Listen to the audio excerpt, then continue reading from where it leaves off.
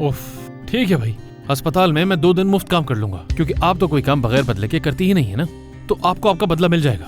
अब ऊपर जाकर नींद पूरी करें हम। जो मैंने कहा ठीक लगा ना आपको? चलो कल मिलते हैं, तुम भी आराम करो अनम। अल्लाह हाफिज।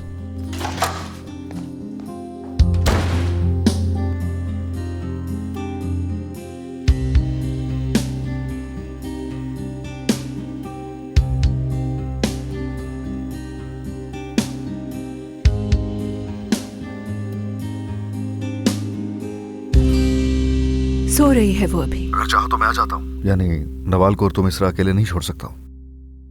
उसके बाबा उसके साथ हैं, ज्यादा लोग ना ही हो तो अच्छा है। समझ गया, ठीक है। जरूरत हो तो कॉल कर लेना मुझे। ठीक है, गुड नाइट। Good night.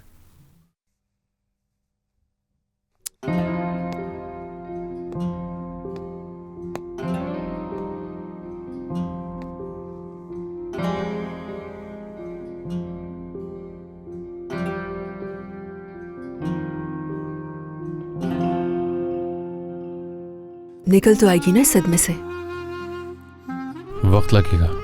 इस वक्त इसे हमारी सबसे ज्यादा जरूरत है, पता है? हम दोनों को इसके साथ रहना है। साथ ही तो हैं।